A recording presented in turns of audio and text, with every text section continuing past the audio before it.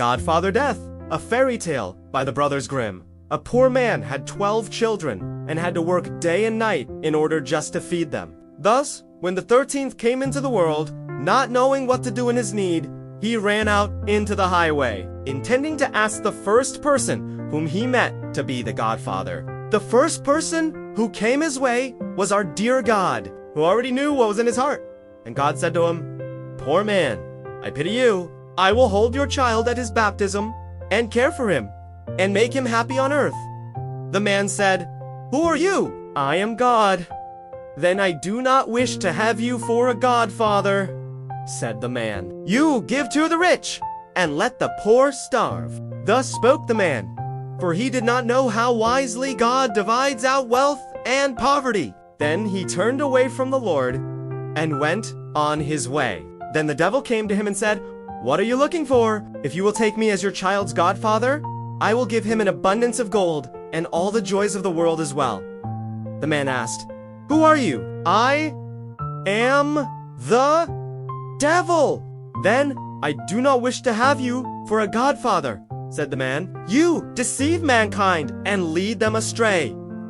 He went on his way, and then Death, on his withered legs, came walking toward him and said, "Take me as your child's godfather." The man asked, "Who are you?" "I am Death, who makes everyone equal."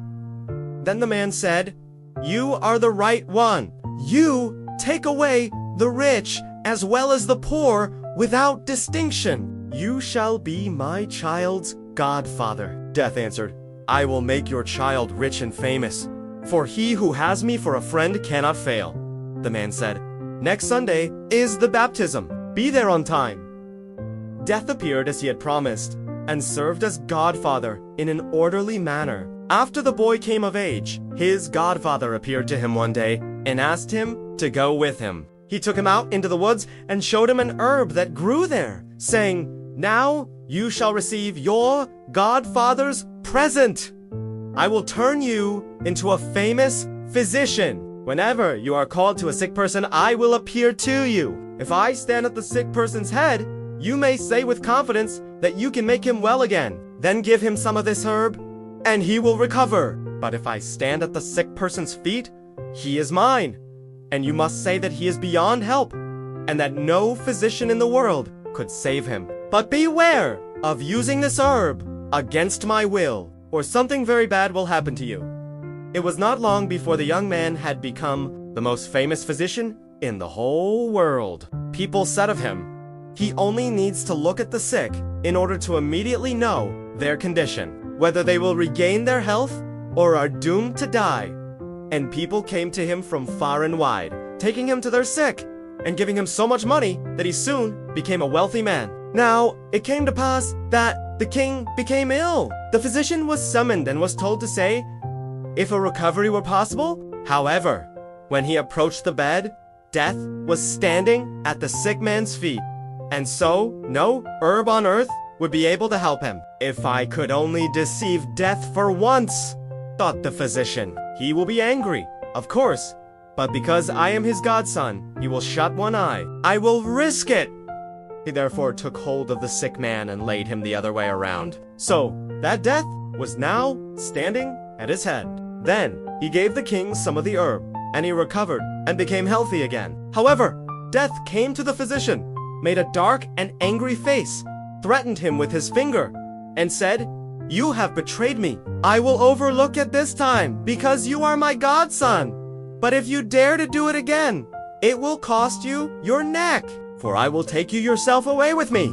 Soon afterward, the king's daughter became seriously ill. She was his only child, and he cried day and night until his eyes were going blind. Then he proclaimed that whosoever rescued her from death should become her husband and inherit the crown. When the physician came to the sick girl's bed, he saw Death at her feet. He should have remembered his godfather's warning, but he was so infatuated by the princess's great beauty and the prospect of becoming her husband that he threw all thought to the winds. He did not see that Death was looking at him angrily, lifting his hand into the air and threatening him with his withered fist. He lifted up the sick girl and placed her head where her feet had been. Then he gave her some of the herb, and her cheeks immediately turned red, and life stirred in her once again. Death, seeing that he had been cheated out of his property for a second time, approached the physician with long strides and said, "You are finished. Now it is your turn." Then Death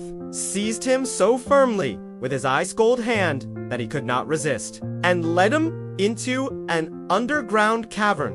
There the physician saw how thousands and thousands of candles were burning in endless rows. Some large, others medium-sized, others small. Every instant some died out, and others were relit, so that the little flames seemed to be jumping about in constant change. "See?"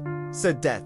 "These are the lifelights of mankind. The large ones belong to children, the medium-sized ones to married people in their best years, and the little ones to old people. However, even children and young people often have only a tiny candle." "Show me my lifelight," said the physician, thinking that it still would be very large. Death pointed to a little stump that was just threatening to go out and said, "See, there it is." "Oh, dear godfather," said the horrified physician, "light a new one for me. Do it as a favor to me, so that I can enjoy my life and become king and the husband of the beautiful princess." "I cannot," answered Death. "One must go out before a new one is lighted. Then set the old one onto a new one that will go on burning after the old one is finished," begged the physician. Death pretended that he was going to fulfill this wish and took hold of a large new candle, but, desiring revenge, he purposely made a mistake in relighting it, and the little piece fell down and went out. The physician immediately fell to the ground, and he too was now in the hands of Death.